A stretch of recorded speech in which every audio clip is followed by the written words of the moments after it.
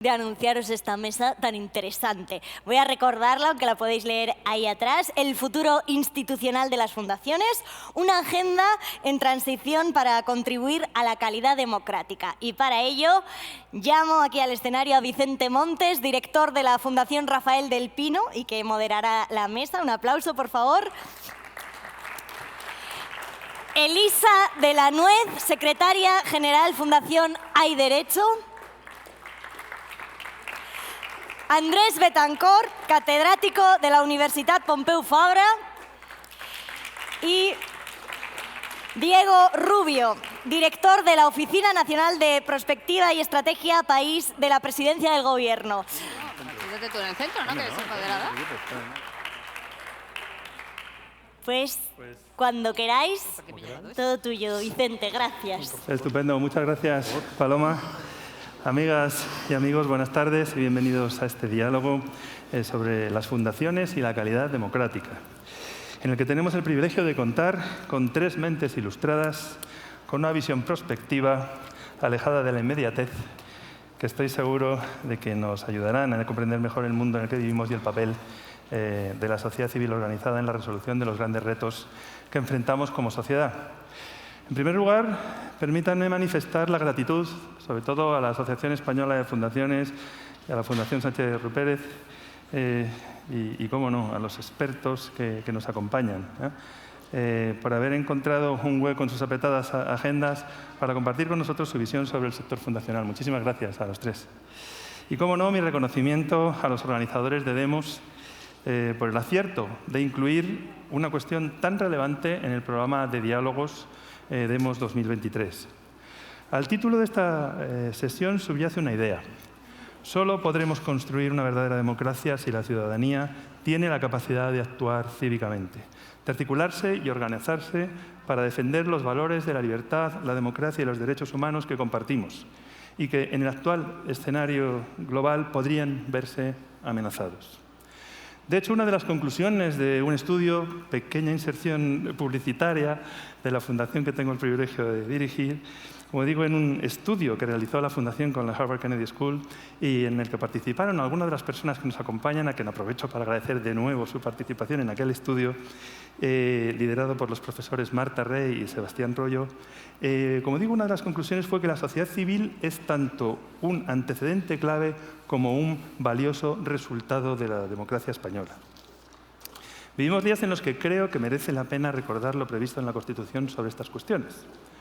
Por un lado, su artículo 23 sobre derecho de participación establece que los ciudadanos tienen el derecho de participar en los asuntos públicos, directamente o por medio de representantes libremente elegidos por sufragio universal.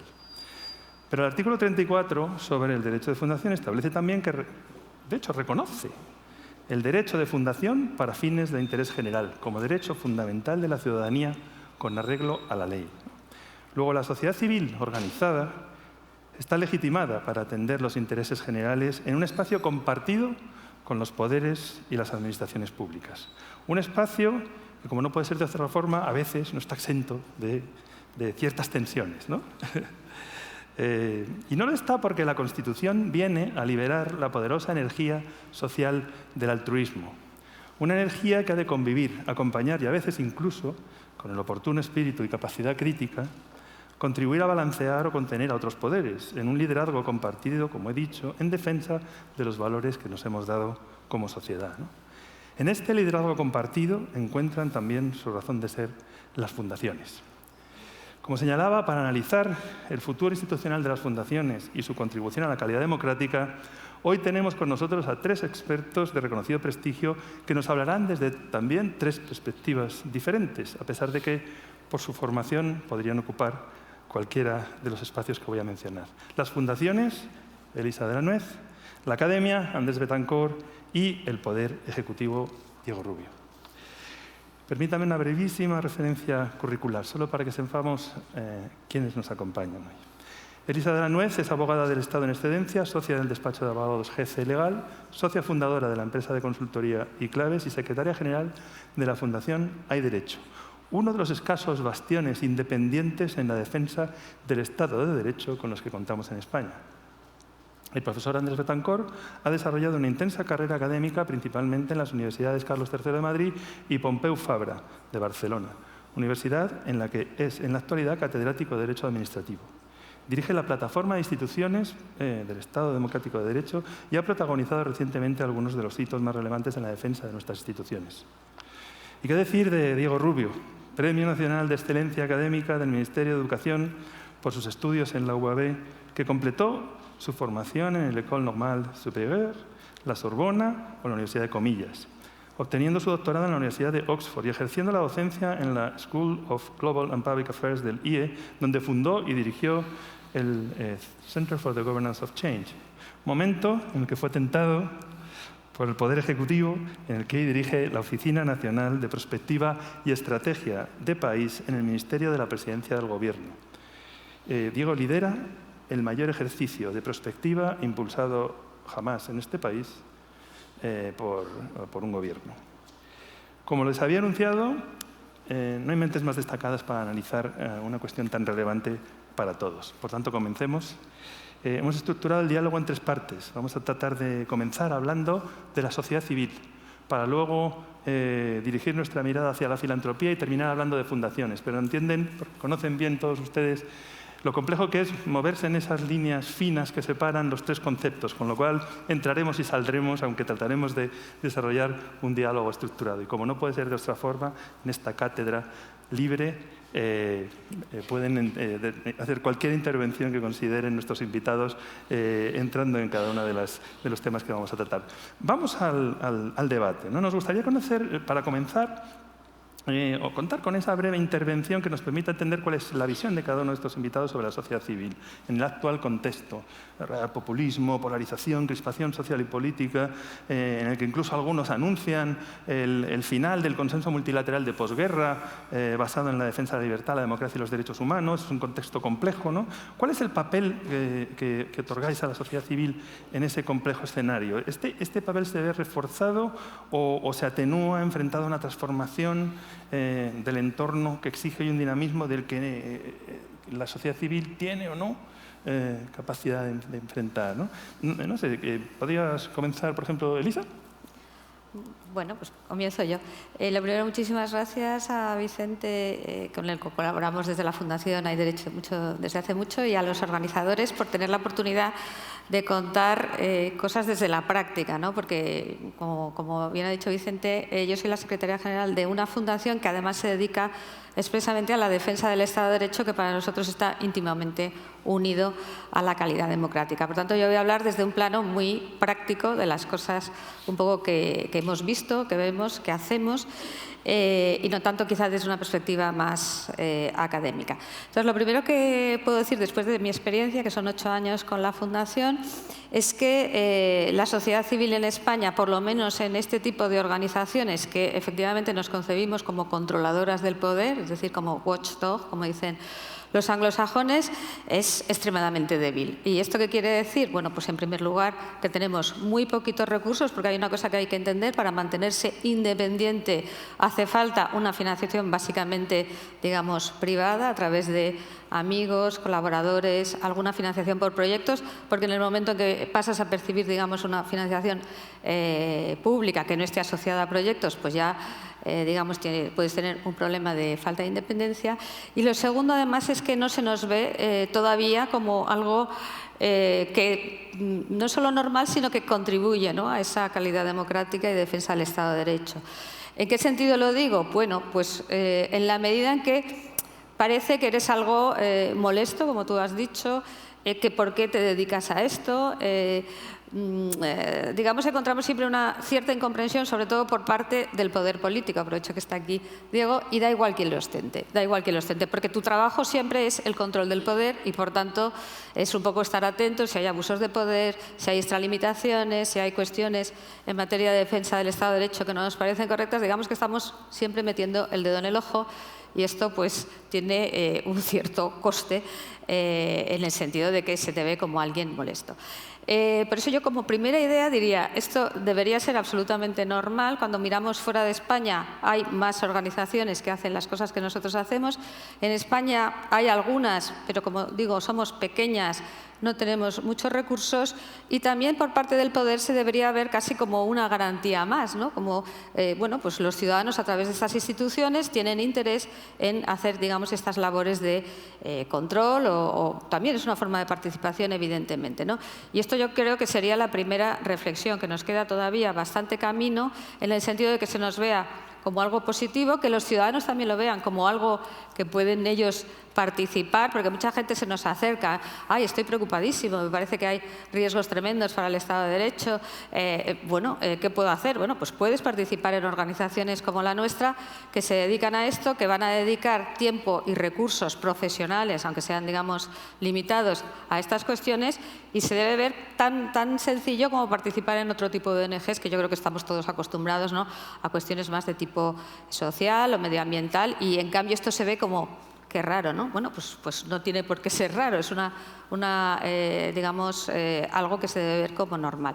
No sé si quieres que desarrolle un poco más la idea de lo que hacemos o prefieres... Quizás, no sé, de momento, una primera aproximación y luego podemos ir que... entrando más a fondo perfecto. en cada tema.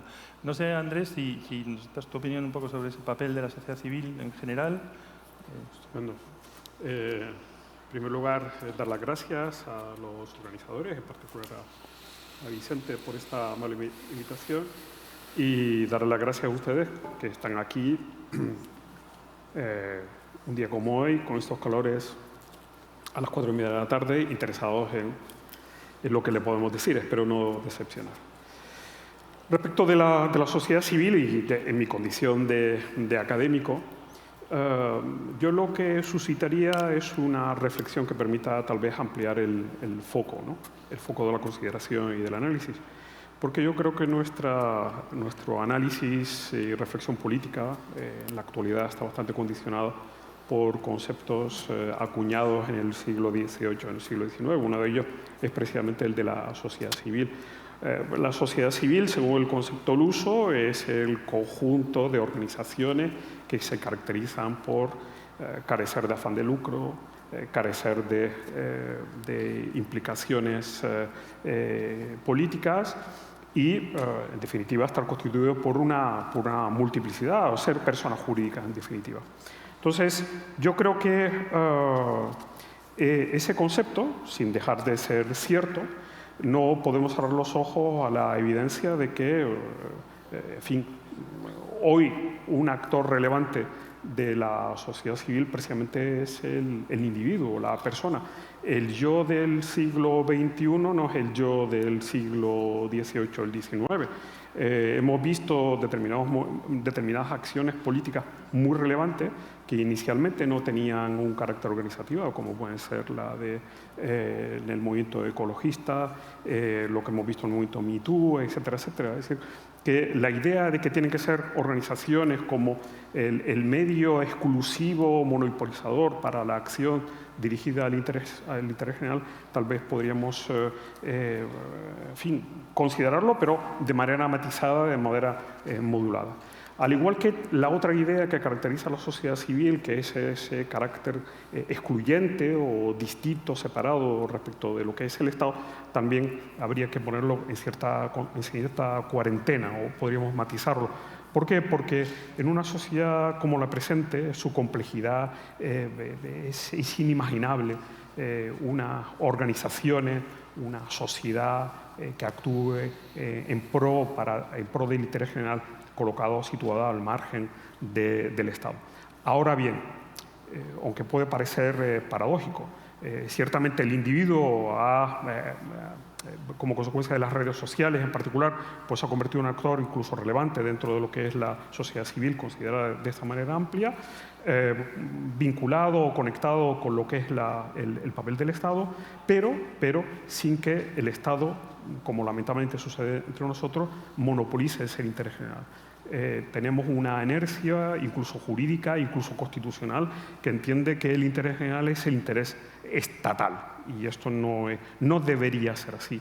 Precisamente por esto debería el individuo o las organizaciones en las que se integran, etcétera, etcétera, pues atender ese interés general, ese interés colectivo, sin promover o postular esa suerte de monopolio por parte del Estado que le lleva a intervenir allí donde haya un interés general hasta unos niveles que, como pasa en relación con las fundaciones, hasta incluso comerse o devorar la naturaleza de libertad o de derecho que está en el corazón mismo de la institución de las fundaciones. Por lo tanto, en esta primera intervención lo que quisiera es plantear como reflexión la necesidad de renovar o reconsiderar los conceptos que utilizamos para articular nuestro discurso en relación con el régimen político y, en particular, lo que se refiere a la sociedad civil. También tenemos que incluir el individuo como un actor hiperconectado para lo bueno y para lo malo,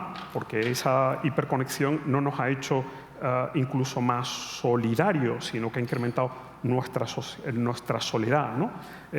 Por lo tanto, esa incorporación, esa amplitud, tiene su lado bueno y su lado negativo. Diego, en el ejercicio de prospectiva habéis profundizado en estas cuestiones y quizás es la siguiente cuestión, aterrizar sobre el caso español, pero ¿nos podrías dar tu opinión? Retrótate a esos momentos, a esos debates en la Universidad de Oxford en los que os planteabais si realmente este contexto atenúa o refuerza a la sociedad civil o le da un papel diferencial, ¿no? Bueno, yo creo que, como sabéis, las fundaciones y demás entidades cívicas han existido siempre, pero surgieron de forma especialmente intensa a partir de la Segunda Guerra Mundial para llenar un espacio, una brecha que existía entre los intereses y las necesidades de la ciudadanía y los servicios que estaban proveyendo las administraciones públicas, ¿no? Y creo que a lo largo de estas últimas décadas lo que ha pasado es que algunas de esas brechas se han reducido, pero otras se han ampliado. Y, por tanto, el espacio de actuación de esas entidades cívicas, lejos de reducirse, yo creo que en muchos terrenos ha crecido. Estoy muy de acuerdo con lo que decía Elisa. Una parte fundamental es precisamente el control del poder, al igual que también se le exige al periodismo, por ejemplo. Creo que eso es signo de calidad democrática y es bueno que estén. Por muy molestos que puedan ser a veces, es bueno para un país y para un gobierno también. Creo que a veces lo que deben hacer es llegar allí donde no llega el Estado, por distintos motivos, y hay muchas fundaciones y entidades que lo hacen. Y luego también creo que un rol que deben tener es el de complementar los esfuerzos del Estado, a ayudar al Estado, ¿no? Y nosotros, por ejemplo, en la oficina, a lo largo de la última legislatura hemos colaborado con más de 50 entidades de la sociedad civil de distinta naturaleza y volumen para hacer distintas cosas, desde organización de eventos a generación de conocimiento y movilización de expertos y demás, ¿no? Con lo cual creo que hay que seguir cultivando esa cultura de trabajar más en red con fundaciones y demás. Eso estoy muy de acuerdo. Pues aterricemos ya en la sociedad civil española, ¿no? Se la acusa a menudo de ser una sociedad civil poco exigente, instalada en la docilidad y en la resignación, ¿no? ¿Cómo es nuestra sociedad civil en comparación, además, con los países de nuestro entorno, ¿no? Porque si realmente estamos instalados, como digo, en la docilidad y la resignación, ¿por qué? ¿Cómo podemos generar un cambio en nuestra sociedad civil que permita activar esas fuerzas en favor del interés general?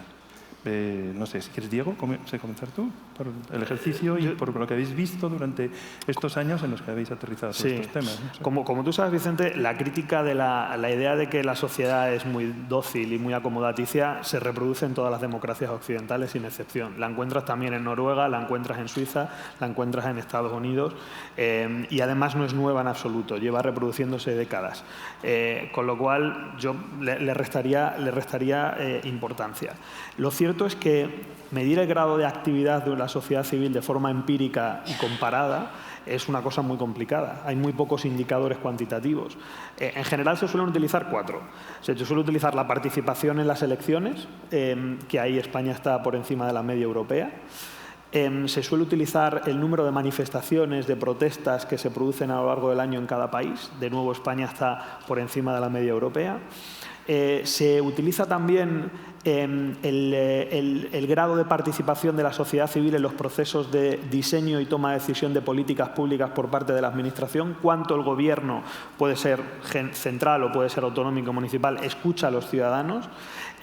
Aquí, según VIDEM, que es el ranking más importante que hay en el mundo, que hace la Universidad de Gotemburgo, ubica a España al 9º puesto dentro de los 27 estados de la Unión Europea, y la OCDE lo ubica el 27 de 40 estados, es decir, en un puesto intermedio. Y luego hay un último indicador, que es aquí donde yo sí creo que España está por detrás de los países a los que queremos parecernos, que es el porcentaje de ciudadanos que en encuestas dicen participar en asociaciones cívicas de algún tipo. Y aquí lo que vemos es que es un 31%, cuando en países como Dinamarca, Noruega, Holanda está por encima del 70%, ¿no? Con lo cual, en realidad no se puede hacer una generalización. Nuestra sociedad civil está muy organizada y es muy dinámica en algunos aspectos y lo es mucho menos en otros. En este en concreto de la participación en asociaciones, yo nunca he encontrado una explicación del todo satisfactoria a por qué es. A veces se argumenta que es la falta de cultura democrática heredada de 40 años del franquismo, pero a mí esa explicación no me sirve porque en los años de la transición y a principios de los 80 el volumen de españoles que participaban en asociaciones civiles era mucho mayor que ahora, con lo cual eso no puede ser. A veces se alude al individualismo de los países mediterráneos, pero en realidad los indicadores nos dicen que España es un país bastante más colectivista que muchos países de nuestro entorno, donde la gente sí que participa más en asociaciones cívicas. No lo sé. Lo único que sí tengo claro, y con esto acabo, es que quizá no sea un indicador muy relevante, sobre todo para hacer comparativas en el ámbito, en términos cronológicos, ¿no? De evolución en el tiempo, porque hay estudios como los de Helen Margrets y otros intelectuales, que tú la conoces, que vienen a apuntar que en realidad la sociedad se articula y participa en espacios, pero ya no son los espacios de antes. Entonces, si nosotros seguimos cuánta gente participa en esos espacios, como han caído, pensamos que la participación ha caído. Pero, por ejemplo, toda la participación que se canaliza a través de espacios digitales, de foros, de plataformas como change.org, etcétera, etcétera, no somos capaces de capturarlo en esos datos y, sin embargo, están ahí y sabemos por muchos estudios que son muy, muy importantes y que, de hecho, son dominantes en las generaciones más jóvenes. Pero, vamos, sobre todo diría, los datos, esto no son opiniones, son datos, nos dicen que la sociedad cívica española no está ni mucho menos más desarticulada o menos desarticulada que otros países de nuestro entorno.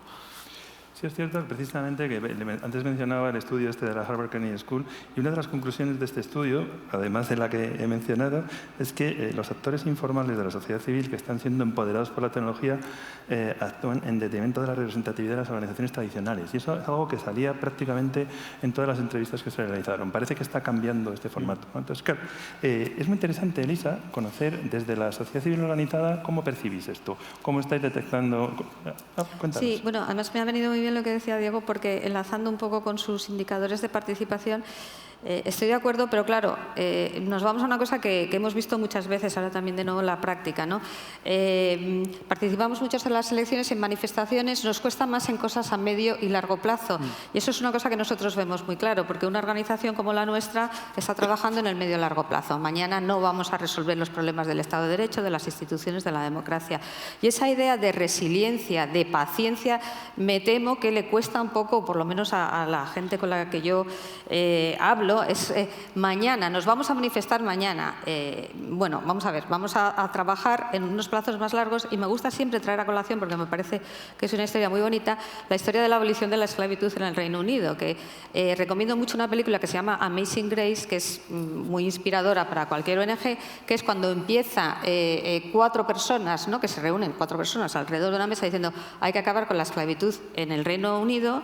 Y en los 40 años de reloj que cuesta poner eso en marcha, y al final, bueno, como es una película, pues al final se ve que se aprueba la ley en el Parlamento y Wilberforce, que es la persona que lo ha empujado de joven, ya anciano, recibe el aplauso, bueno, lo que nos gustaría a todos, ¿no? Pero quiero decir que es una idea que me parece muy potente, ¿no? Hay cuestiones que van a tardar tiempo en madurar y no se van a arreglar con una manifestación mañana. Y yo creo que esa idea deberíamos también tenerla un poco presente cuando hablamos de organizaciones organizaciones como la mía, ¿no?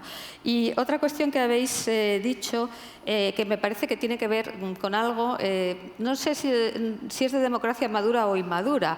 Yo sí que tengo la percepción de que hubo muchísima movilización durante la transición, en el cambio de la dictadura a la democracia, pero que de alguna forma vino una época en que de alguna forma esto ya está, ¿no?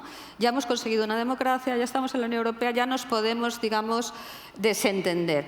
Y yo creo que una idea muy básica que nosotros también manejamos mucho es que el ciudadano nunca se puede desentender de la democracia, del Estado de Derecho, del control al poder. Esto va dentro de la democracia, porque si no, como es lógico, los que tienen el poder, la capacidad de abusar, lo harán simplemente porque faltan esos controles o faltan esos contrapesos. Yo creo que algo de eso hay, en el sentido que lo que yo he visto, ahora ya hablo de digamos, experiencia propia, es que, por ejemplo, en los países del este de Europa, que han llegado mucho más tarde a las democracias, sí que hay muchas más organizaciones de la sociedad civil preocupadas por esto, por el control del poder, por la corrupción del poder. Es decir, que sí que hay, lo que probablemente hubo aquí también durante la transición, más movilización social porque realmente piensan que, bueno, pues que hay que controlar el poder y que no nos podemos fiar. Yo creo que esa idea de aquí, de alguna forma, ya hemos pensado, oye, esto ya está, no nos tenemos que ocupar, sobre todo quizá las nuevas generaciones que no han vivido ese proceso, que fue, como sabemos los más mayores, que fue complejo y fue,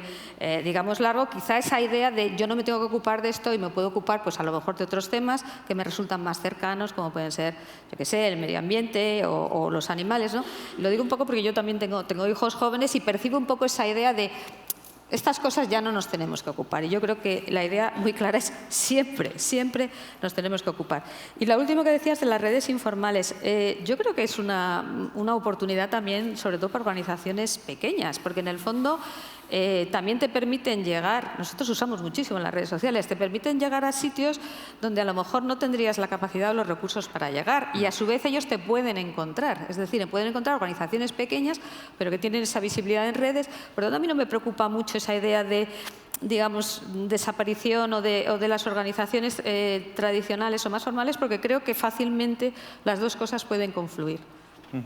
Muy interesante esa idea de ver en España la curva del profesor Putnam para Estados Unidos, que nos explicaba cómo habíamos pasado en América del We Ally, ¿no? Y tenía el punto de inflexión en el 68, en la guerra de Vietnam y tal.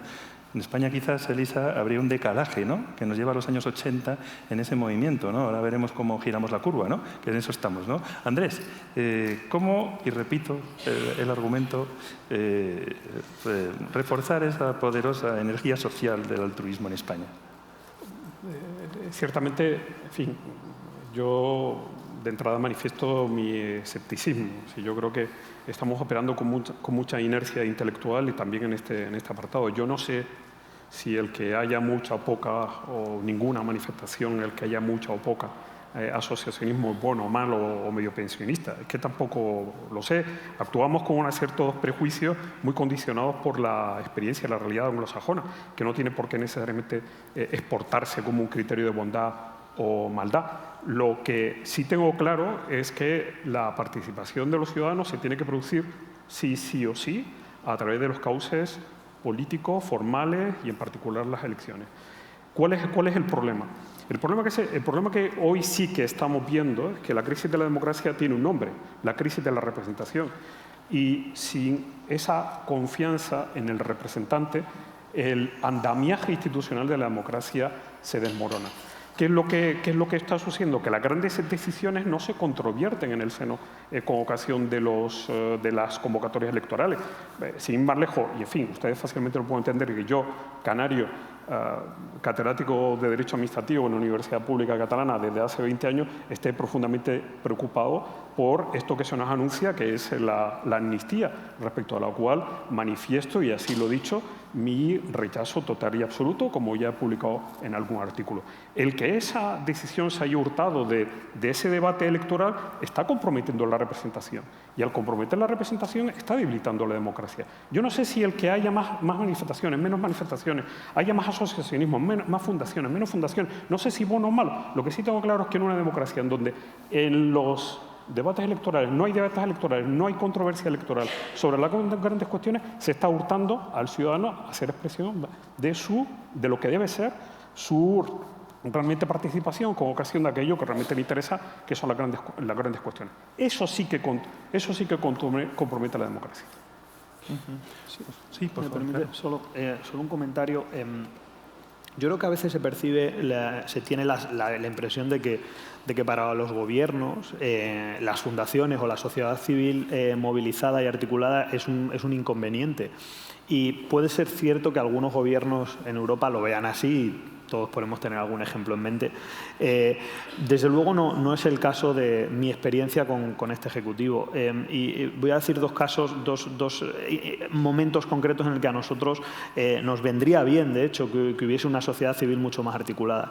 En primer lugar, porque muy a menudo cuando tienes que diseñar políticas públicas o tomar decisiones, lejos de la impresión de que a los gobiernos solo le interesa la opinión de los ciudadanos cada 4 años cuando es elecciones, en realidad os aseguro que estamos constantemente mapeando la opinión de los ciudadanos y qué les gusta y qué no les gusta a los ciudadanos.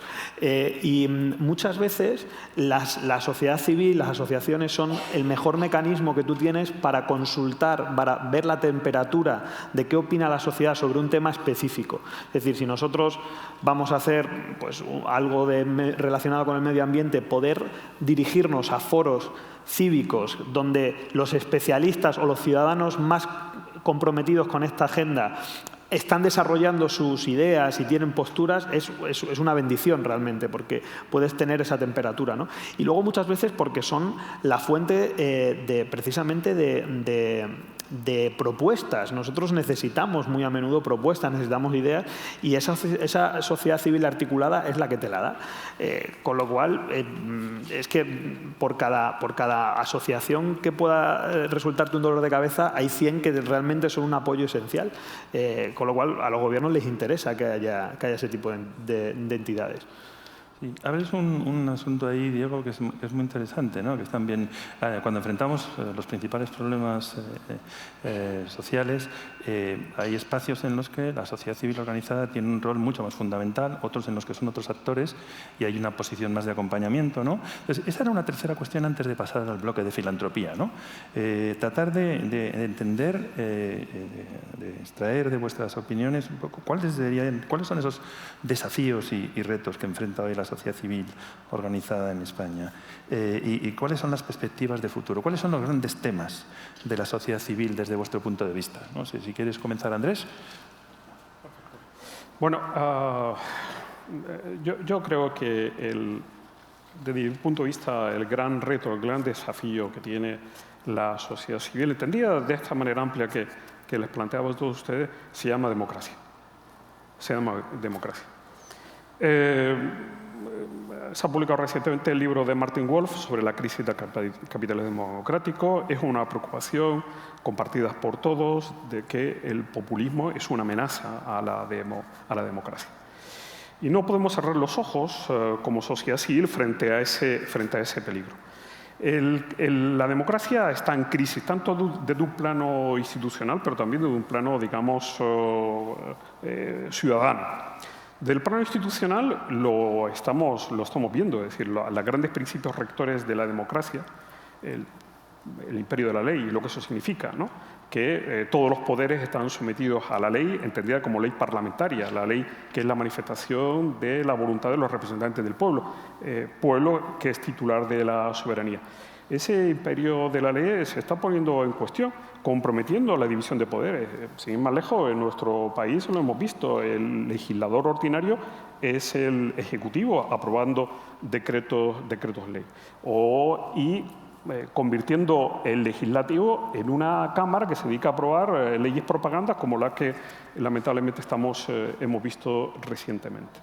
Entonces, eso está comprometiendo uno de los pilares esenciales de la democracia. El imperio de la ley es división de poderes. Y en lo que se refiere a la vertiente, digamos, ciudadana, hay un elemento fundamental para que toda democracia pueda funcionar, que es el principio de confianza.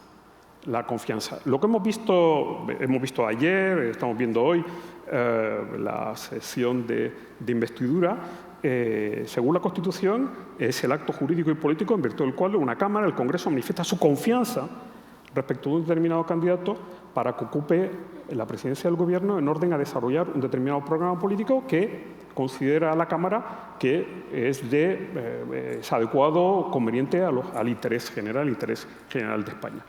Bien, pero el problema que se plantea en este momento es que basta ver los estudios. Recientemente lo hemos visto, un estudio del BBVA sobre la confianza de los españoles respecto a las instituciones, y vemos que esa confianza está gravemente comprometida respecto de los que son los poderes de representación. Gobierno, parlamento, políticos, partidos políticos.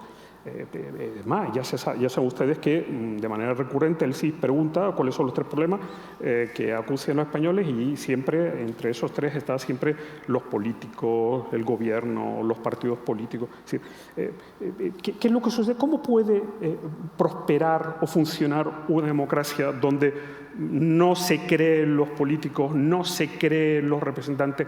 Existe una pérdida de confianza. Les recuerdo a ustedes que la mecánica democrática, de acuerdo con la Constitución, es que la fuente de todo poder del Estado está en el pueblo, y que de esa fuente emana una serie de poderes que se entrega a aquellos que actúan como representantes, en los cuales se confía. Si esa confianza está comprometida, pues sinceramente la democracia está ciertamente en peligro. ¿Por qué?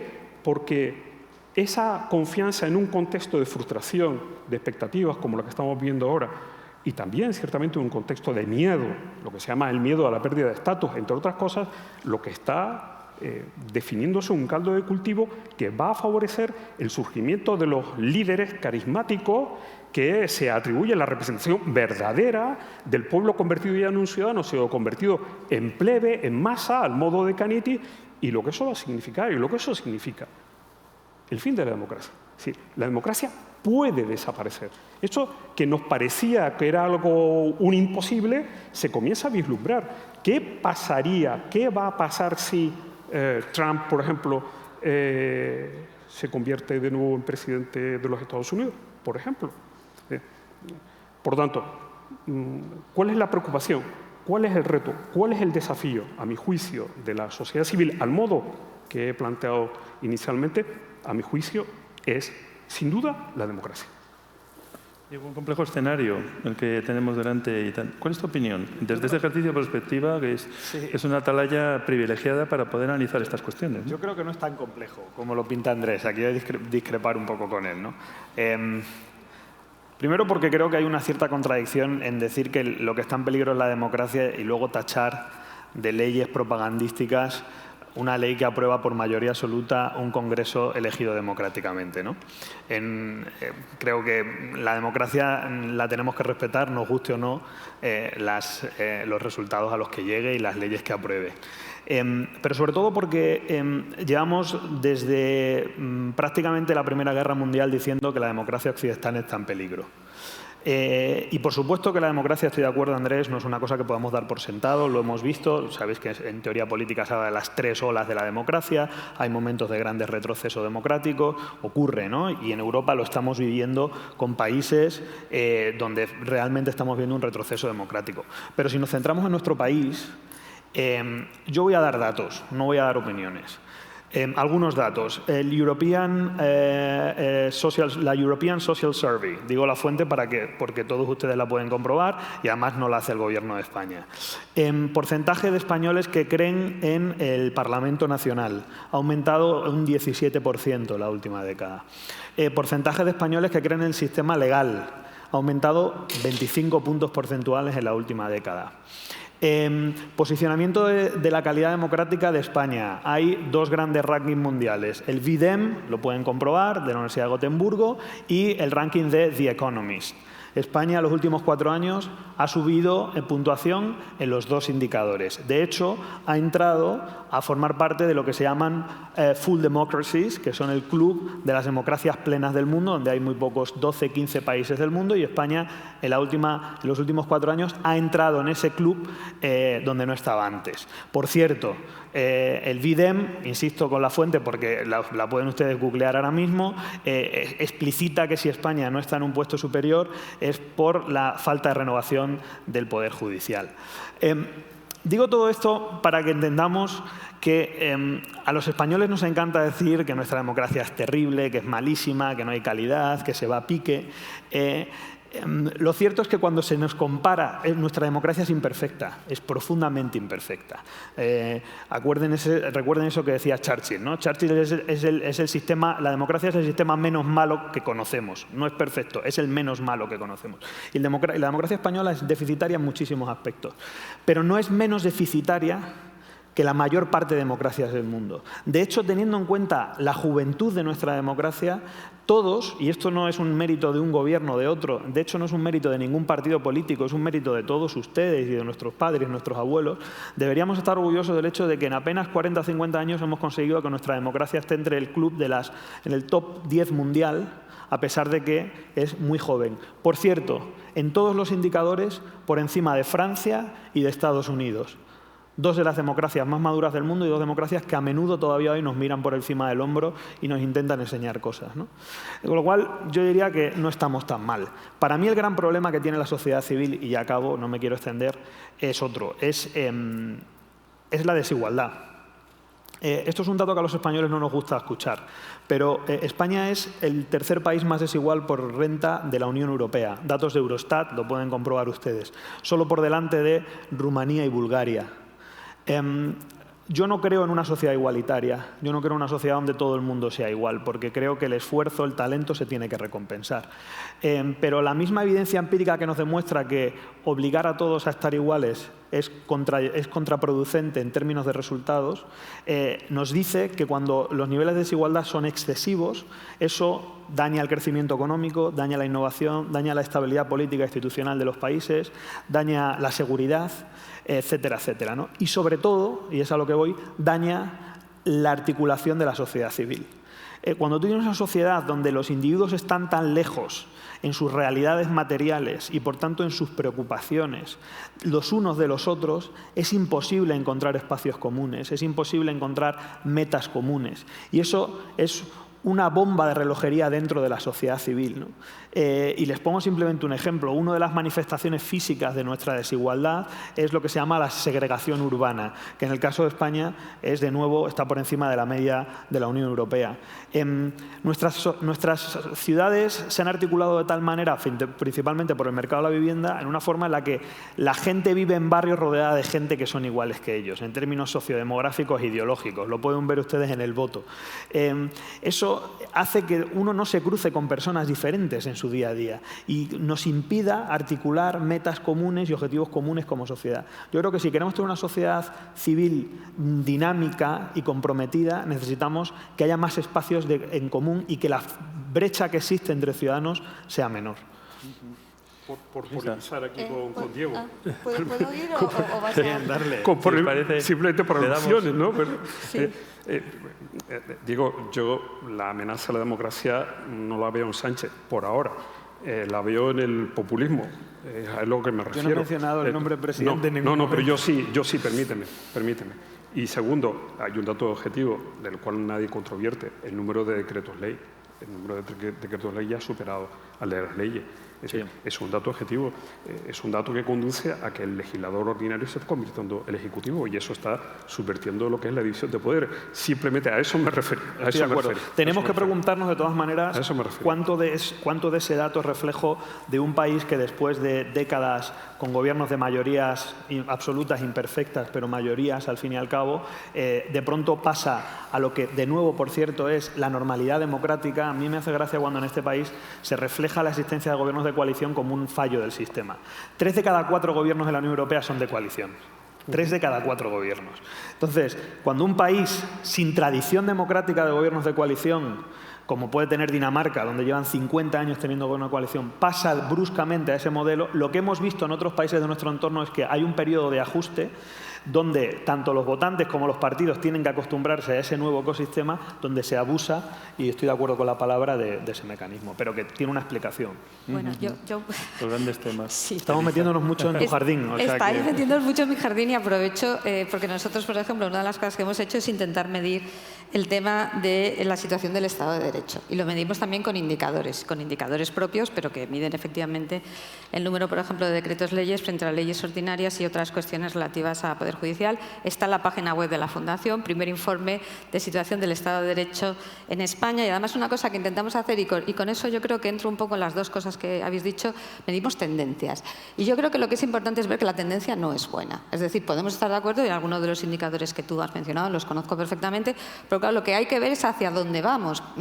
Podemos estar, yo siempre digo lo mismo, podemos estar satisfechos de que estamos en una media alta, pero a lo mejor no estamos yendo en la dirección correcta. Y desde luego lo que a nosotros nos salen de nuestros indicadores de Estado de Derecho es la tendencia no es buena. Y midiendo con indicadores objetivos, lo digo porque esto no es tampoco una cuestión de apreciaciones.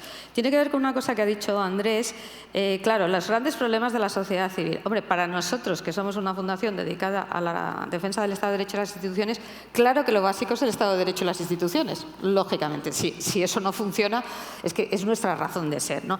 Puede ser que otras organizaciones de la sociedad civil razonablemente estén menos preocupadas por estas cuestiones, que sí que me parece que son básicas, lo tengo claro, porque son un poco como los fundamentos del funcionamiento del sistema democrático, pero entiendo que no todo el mundo va a estar con la misma sensibilidad que podamos tener en Hay Derecho. Creo que también hay una cosa que ha dicho Andrés y que es importante, que es el tema de la desconfianza. También dices, Diego, las democracias siempre están en crisis, de acuerdo, casi te diría que es consustancial, pero también es cierto que en esta época concreta tenemos una oleada de populismos, tenemos una oleada de desconfianza en las instituciones, en los representantes, es decir, una polarización extrema. No es una buena época en este sentido, es decir, habrá habido otras también comparables, pero ahora mismo no es una buena época. Yo creo que eso también hay que tenerlo en cuenta. Entonces, volviendo un poco a la pregunta que hacía Vicente, ¿y qué reto supone eso para la sociedad civil? Pues yo creo que de entrada hay uno.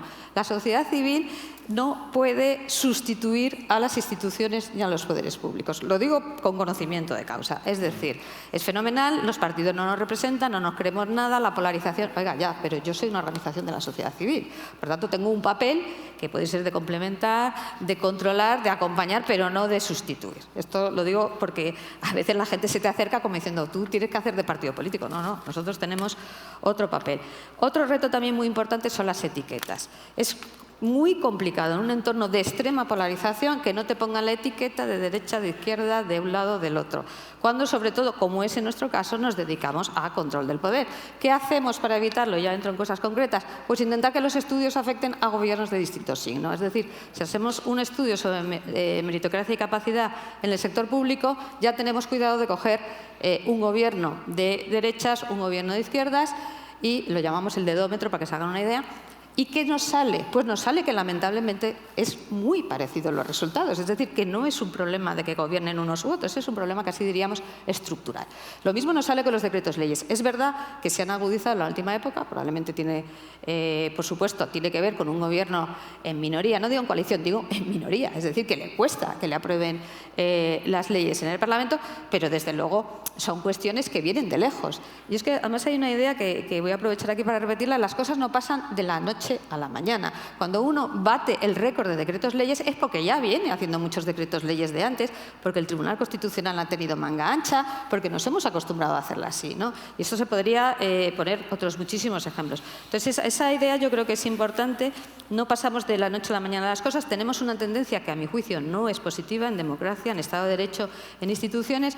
La sociedad civil no puede suplir a las instituciones ni a los partidos, sí puede controlar, contribuir a dar esa información. Intentamos hacerlo, como digo, viendo siempre los problemas estructurales si afectan a los dos partidos, porque si no sería maravilloso. Cambia usted de partido y cambia los problemas. Desgraciadamente eso no pasa porque tenemos, como digo, esos problemas estructurales. Y, como digo, también intentar evitar esas etiquetas que hacen que inmediatamente el producto de tu trabajo ya no se ha tenido en cuenta, ¿no? Porque esto lo hace una fundación de derechas, lo hace una fundación de izquierdas, y de verdad que es un reto cuando trabajas en este sector intentar demostrar que tú vas a decir lo mismo. Siempre decimos, vamos a decir lo mismo, gobierne quien gobierne, y eso es un poco lo que intentamos que sea la marca de la casa. La verdad es que cuando buscamos consensos entre todos nosotros, de verdad, siempre encontramos esas temáticas que pensamos que son las que tienen que ser el foco orientador de las fundaciones, donde hay que actuar, ¿no? Y hablamos de la lucha contra la pobreza, de la lucha contra la tiranía, de proteger el bienestar social, de la salud del planeta, de la defensa de la cultura, pero entenderán que hoy, en esta mesa y con este título y con estos invitados, nos hemos centrado en un elemento fundamental, que es la calidad de las instituciones y a través de ello la calidad democrática. Creo que tenemos que agradecer el haber visto este distinto puntos de vista en el enfoque de esta cuestión, que yo creo que ha sido muy enriquecedor. Pero pasemos al tema de la filantropía, porque nos quedan 26 minutos y de verdad que no podemos desaprovechar el privilegio de tener a nuestros 3 invitados hoy con nosotros, ¿no? La cuestión de la filantropía, ¿no? Salimos de la sociedad civil, pero estamos en la sociedad civil, ¿no? Si somos un país que como hemos visto se ha visto un consenso entre todos sobre que se trata de un país con un espíritu solidario y con una evidente vocación filantrópica, ¿por qué no se ha desarrollado más la filantropía en España? Aquí sí que podemos decir que hay una diferencia entre nuestro país y otros, ¿no? ¿Cuáles son los desincentivos que enfrenta un ciudadano, una ciudadana, cuando quiere ejercer la filantropía? ¿Cuáles pensáis que son los instrumentos clave para animar a la sociedad a organizarse y dotarse de ese liderazgo renovado, tanto de personas como de organizaciones, ¿no? Si quieres comenzar, Diego, ¿cómo ves este ámbito? Primero, contextualizando, diciendo que estoy de acuerdo con la pregunta tal y como la formulas, pero para que la gente ubique nuestro país, ¿no? Tú antes mencionabas, Vicente, el estudio que hizo la Kennedy de Harvard en 2018 sobre el mundo filantrópico. Ese ranking lo que nos dice es que España, si no recuerdo mal, está en el 8º lugar en el mundo por activos filantrópicos. Y hay un estudio más reciente, que es el Global Philanthropic Tracker de 2023, que nos dice que España está el número 13 del mundo. Teniendo en cuenta que somos la 14ª economía del mundo, esto lo que nos dice es que estamos por encima de la posición que nos correspondería por PIB. Es decir, que de nuevo, más allá de las impresiones que podamos tener, la filantropía en España goza de buena salud, está en una posición buena. Obviamente se puede mejorar, qué duda cabe, ¿no? ¿Cuáles son los factores que impiden que se desarrolle más o cómo se podría desarrollar más? Supongo que hay muchísimos y que seguro mis compañeros lo conocen mejor el tema y señalan más. Yo, aparte de la cuestión regulatoria que siempre está flotando en el aire y de cómo se incentiva o no en términos fiscales la participación en este tipo de entidades, yo diría que hay un componente que tiene que ver muchas veces, primero, con la realidad del poder adquisitivo de los propios ciudadanos, ¿no? Los datos nos dicen que España es uno de los países más solidarios y más generosos de la Unión Europea y los indicadores internacionales dicen del mundo. Realmente somos un país muy generoso, pero claro, al mismo tiempo somos un país de renta media cuyo poder adquisitivo lleva congelado muchas décadas en el fondo, ¿no? Y yo creo que eso en parte lo explica el hecho de que tampoco tengamos grandes empresas en nuestro país en comparación con otros países de nuestro entorno, con PIB similares que sin embargo tienen muchas más grandes empresas que nosotros. Yo creo que son factores que explican, por lo menos en términos de financiación, por qué no somos más fuertes. Pero insisto, aunque los españoles nos encanta pensar que somos los peores en todo, salvo en deporte, estamos bien, es decir, estamos en una posición por encima de lo que nos correspondería, de hecho. Porque los datos parece que muestran que tenemos que dejar de fustigarnos, pero Elisa, qué difícil es impulsar una iniciativa de la sociedad civil organizada. Sí. ¿Cuál es tu opinión? ¿No? Bueno, mi opinión es que, a ver, depende también del tipo de ONGs. Yo creo que en general las ONGs de tipo social o asistencial, yo creo que eso sí que estoy de acuerdo y probablemente en el día a día se ve que eso es lo que, digamos, a los españoles resulta más fácil.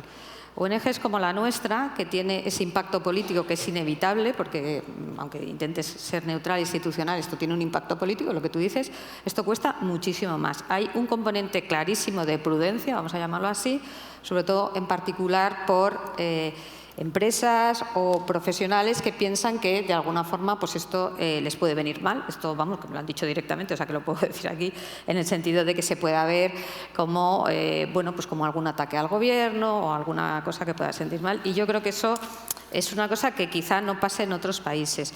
Y el otro apunte que es también el respeto a los grandes filántropos. O sea, lo que nosotros siempre nos dicen la gente que viene de fuera es que en otros países, quizá en el Reino Unido, en Estados Unidos, hay esos grandes filántropos que hacen que no tengas que acudir a miles de ciudadanos, ¿no? A sus pequeñas cotas, porque de alguna forma ya bueno, pues ya está, te doy este dinero, tú ya puedes empezar a funcionar. Esto, desde luego, en España no existe, o que yo desde luego no lo he visto, ya me gustaría, y sí que es un elemento diferencial, porque eso te obliga a ir a a mucha gente, a hacer campañas continuamente, es bastante estresante.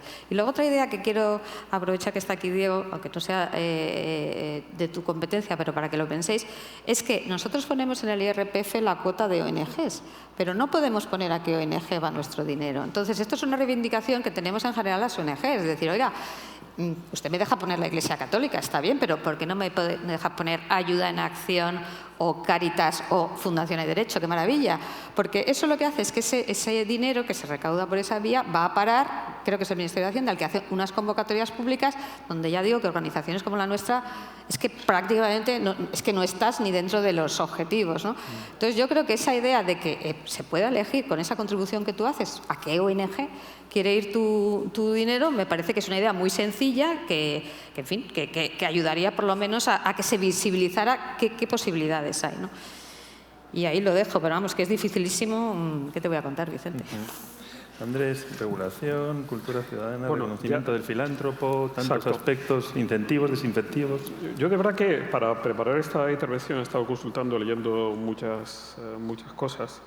De verdad, reconozco mi ignorancia cuando me he encontrado con un informe de la Asociación de Fundaciones donde da buena cuenta de cuál es la importancia del sector fundacional y me he quedado ciertamente impresionado, ¿no? Y no puedo dejar de repetirlo, más de 10.000 fundaciones activas, con un efecto económico total de más de 18.000 millones de euros, o sea, el 1,6% del Producto Interior Bruto de España y casi 400.000 empleos.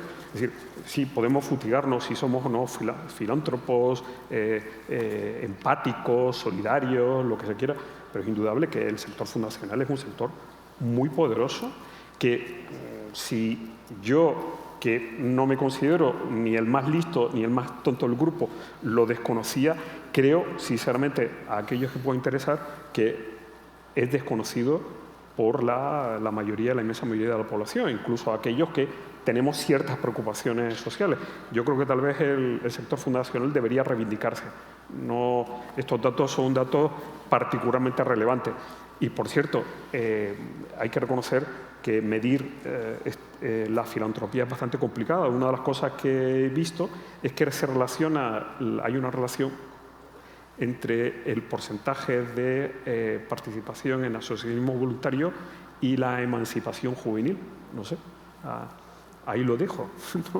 Según parece hay una relación entre, en el caso español, la emancipación juvenil es bastante tardía y por lo tanto el nivel de participación en el asociacionismo es menor, con lo cual, en fin, en un contexto donde los sentimientos están a flor de piel, pues podría ciertamente manifestar o poner de manifiesto esa dificultad del cálculo, de la medición de la filantropía, cuando hay otra serie de datos que son objetivos, la importancia del sector fundacional, que yo creo que debería ser motivo de reivindicación y así lo digo. Es que con esto nos dais pie a entrar en el tercer bloque de debate, que son las fundaciones, ¿no? Giramos la mirada y nos centramos en el título realmente del debate que estamos teniendo hoy, ¿no? Que es ese futuro institucional de las fundaciones, ¿no?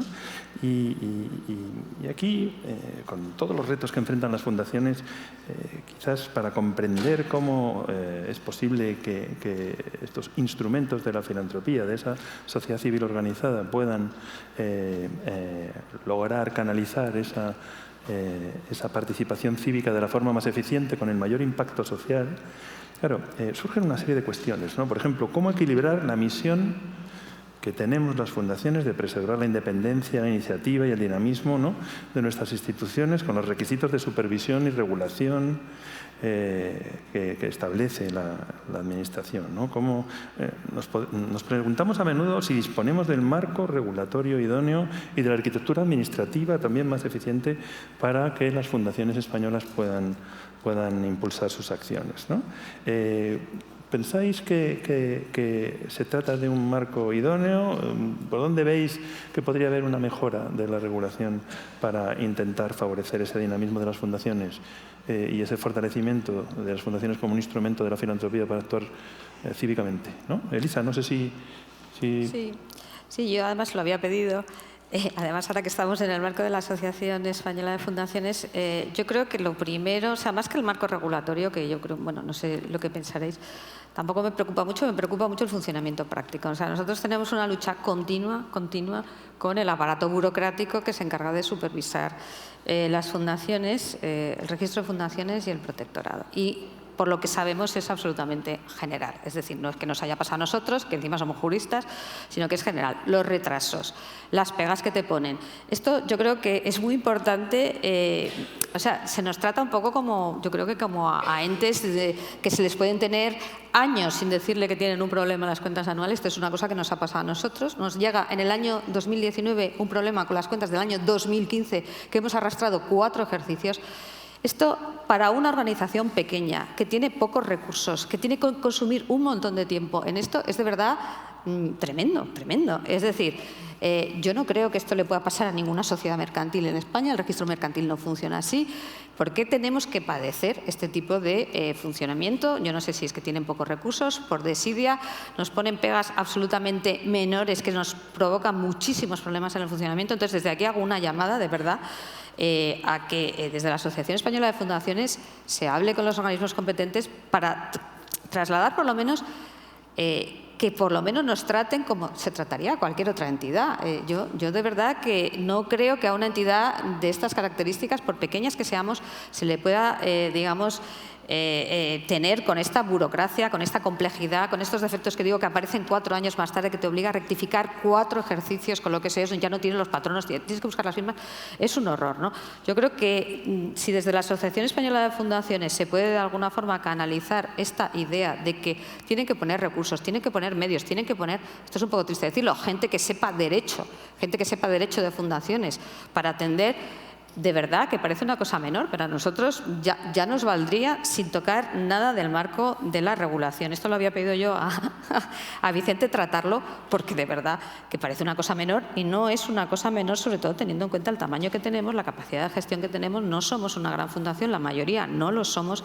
Esto de verdad es un problema continuo. A nosotros ya nos da miedo tratar con ellos, ¿no? Porque dices, bueno, ahora ¿cuál va a ser el problema siguiente? Y nosotros somos juristas, ¿no? Digo de aquí para abajo.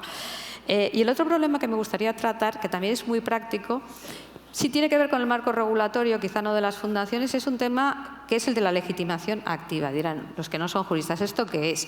La capacidad de ir a litigios estratégicos por fundaciones que, digamos, no tienen un interés directo en el asunto. Este es un tema que, por ejemplo, para la Fundación al Derecho y para muchas otras fundaciones es crítico. En algunos, digamos, ámbitos del derecho sí está reconocida esa legitimación activa, esa especie de acción popular, para entendernos. Por ejemplo, en el medio ambiente sí puede una organización que se dedica a temas de medio ambiente puede recurrir cualquier cosa que se le ocurra a cualquier gobierno, cualquier comunidad autónoma en materia de medio ambiente. Sin embargo, con carácter general no existe y esto nos obliga a plantear los litigios, como estamos haciendo, con muchas dificultades, sabiendo que lo primero que nos van a decir estos señores qué hacen aquí, por qué vienen aquí a defender cuestiones que todos los tenemos, lógicamente, en nuestros estatutos, nuestro objeto social. Hicimos también un debate sobre este tema con muchísimas ONGs, porque es un problema absolutamente general y había desde luego una demanda mayoritaria de que se levantase, y esto sí que puede ser no solo un tema jurisprudencial como es ahora, ¿no? Que va caso por caso, usted sí, usted no, sino que puede ser un tema regulatorio, permitir que las fundaciones dentro del ámbito, lógicamente, de su objeto social, de sus fines fundacionales, puedan litigar en aquellos asuntos que les afectan como tales fundaciones, ¿no? Porque nosotros lo que nos hemos encontrado es que hay casos donde nadie más va a litigar. ¿Por qué? Porque las personas físicas no tienen los recursos o porque pueden temer que haya algún tipo de represalia. Es decir, nos encontramos con supuestos donde si nosotros no litigamos, no litiga nadie, ¿no? Entonces yo creo que esta idea sí también se puede de alguna forma recoger y, como ya digo, en ese debate teníamos desde la Fundación del Toro de Lidia a Ecologistas en Acción. Lo digo para que vieran que era realmente transversal y era una petición general, es decir, que nos den acceso a los tribunales de justicia para defender lo que, digamos, es conforme con nuestro objeto social. Así que ahí dejo deberes para la Asociación Española de Fundaciones.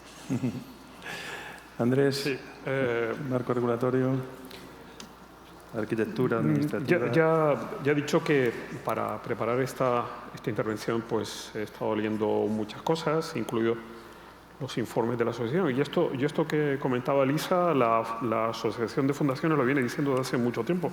Leo textualmente que en el último documento de informe dice: la asociación ha insistido de manera reiterada en la urgente necesidad de que los protectorados mejoren sus capacidades y cuenten con una estructura y dimensión adecuada para ejercer su labor de forma plena, eficiente y eficaz.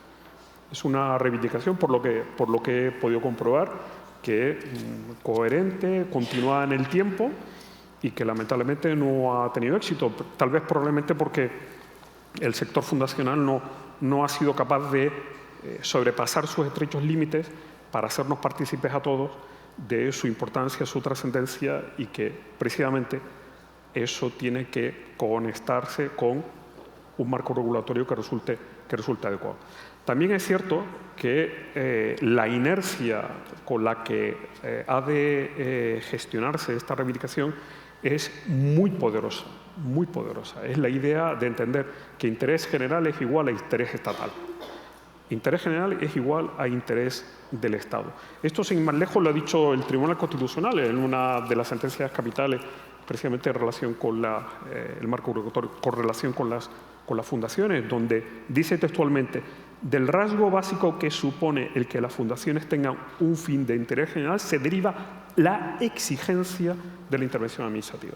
Claro, si este es el principio, si este es el postulado, si esta es la idea de entender que cuando hay un interés público, ergo, es un interés del Estado, pues lógicamente la intervención será atroz, hasta el absurdo, hasta lo absurdo. Solo entender que las fundaciones son la expresión de un derecho constitucional, y lo que eso significa, fruto de una libertad, y que en virtud de esa libertad se atienden unas necesidades, unos servicios dirigidos al interés general, eso no conduce a la exigencia mecánica de la intervención pública. Puede y debe llevarse a cabo la intervención pública, pero no con la extensión, con la intensidad y con la discrecionalidad con la que hoy se contempla. Yo solo quiero decir que comparto la crítica y mal de muchos es consuelo de tonto, pero que no solo las fundaciones, que la burocracia española también ignora la Moncloa normalmente, ¿eh? O sea que es un problema, es un problema, también a nosotros nos ningunean. La burocracia es otro debate donde podríamos profundizar también, pero la verdad es que estamos agotando ya el tiempo disponible para este encuentro y no podemos irnos sin conocer la opinión de nuestros tres invitados sobre una cuestión central, que en el fondo se resume el título de esta ponencia, ¿no? ¿Cómo podemos contribuir las fundaciones a generar un mayor consenso social y a atenuar la polarización de la sociedad? En suma, ¿cómo contribuir desde las fundaciones a mejorar la calidad institucional en España? Diego, si quieres comenzar. Pues muy rápidamente voy a decir algo que quizás sea obvio, pero que creo que es esencial y que no se cumple. Un poco al hilo, de hecho, de algo que comentaba Elisa.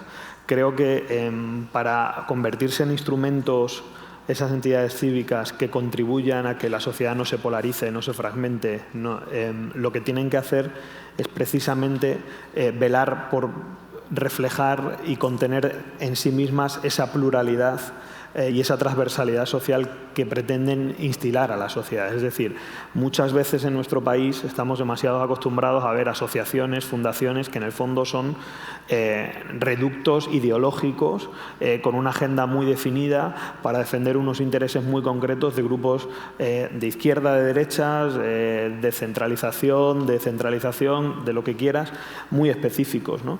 Yo creo que sobre todo las grandes fundaciones, las grandes entidades cívicas, tienen que hacer un esfuerzo, en muchos casos mayor, porque incluso en sus boards de administración, en sus cuerpos de gobernanza, haya una diversidad social, ideológica, socioeconómica, de género, etcétera, etcétera, porque si las propias fundaciones no son espacios plurales, ¿cómo van a contribuir a que no haya mayor polarización y mayor tribalismo en nuestro país? Insisto, hay algunas asociaciones y fundaciones que lo hacen genialmente bien, pero hay muchas que no lo hacen así y que en el fondo lo que están, lejos de combatir, están contribuyendo a la fragmentación y a la polarización social. Yo creo que eso se lo deberían hacer mirar y deberían trabajar un poco en la otra dirección. Elisa.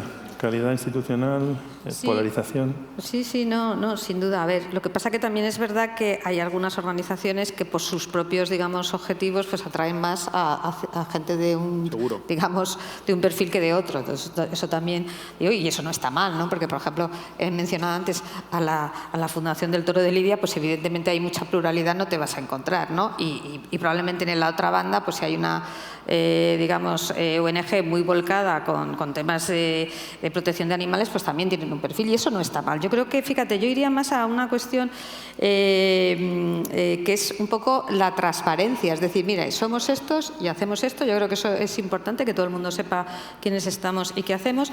Cuando tus objetivos son como son los nuestros, que entendemos que son transversales, entendemos que todo el mundo quiere tener una democracia sana y un Estado de Derecho fuerte, presumimos que eso es así y, por tanto, en ese sentido, a nosotros sí que nos interesa, cuanto más pluralidad y más transversalidad mejor, lo intentamos cuidar, aunque insisto que esto a veces cuesta un poquito más porque por un montón de factores hay gente que se acerca más a unas instituciones que a otras.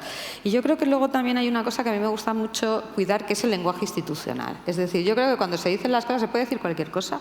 Nosotros de verdad no nos cortamos ni un pelo, pero siempre en un lenguaje respetuoso e institucional. Yo creo que eso sí que es una cosa que hay que cuidar, que es un poco la cortesía mínima con, digamos, en primer lugar nosotros con nuestras instituciones, porque nosotros nos dirigimos a nuestras instituciones, nos dirigimos a nuestro gobierno. Oye, son instituciones, gobiernos legítimos y democráticos, podemos criticarlos, pero siempre en un tono, digamos, institucional y de cortesía, que esto que parece obvio empieza a no ser obvio, ¿no? Empieza a no ser obvio.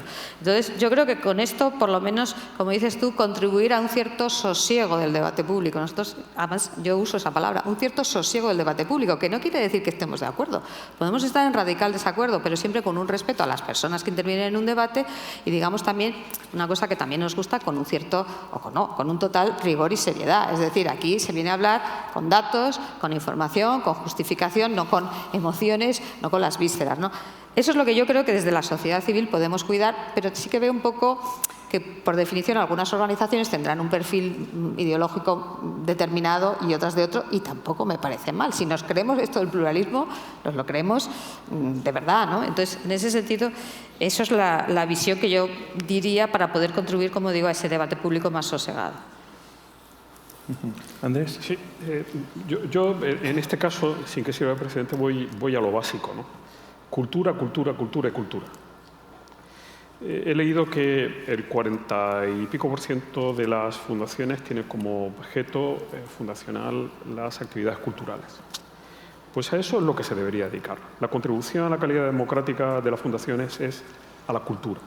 La cultura cívica, la cultura institucional. El ciudadano medio no conoce qué significa, qué implica, por ejemplo, el imperio de la ley. Pero más o menos intuimos qué quiere decir.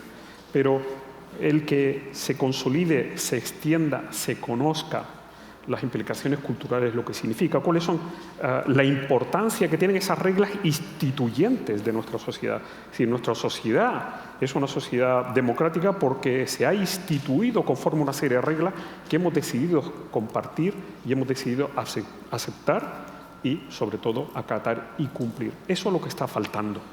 La idea de que las instituciones, algo de eso de los políticos, de los espectáculos que se dan en el Parlamento y que lo que mejor podemos hacer es desconectar el televisor. El problema es ese, desde el momento que nos distanciamos de eso, estamos distanciándonos de aquellas reglas que hacen posible, factible, que nos podemos constituir como una sociedad democrática de ciudadanos libres e iguales. Ese es el problema. El problema que está creando el caldo de cultivo para el éxito, el triunfo del populismo, que es, insisto, la principal amenaza a nuestra democracia. ¿Qué es lo que tienen que hacer las fundaciones? Hacer aquello a lo que se deben dedicar, porque es su finalidad fundacional. Cultura.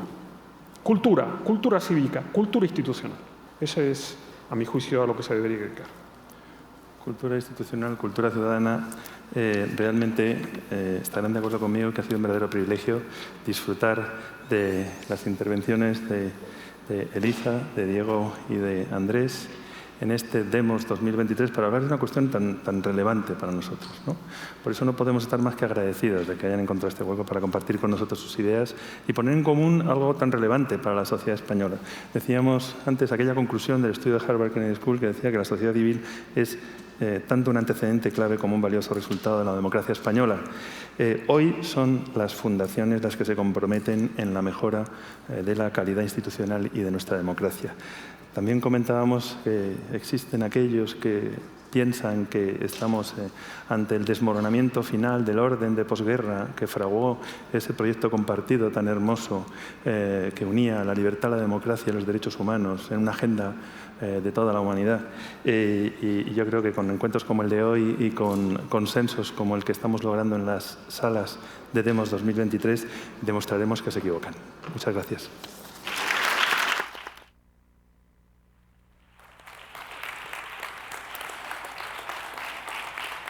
Muchísimas gracias, Vicente. Gracias. Ha sido un debate interesantísimo.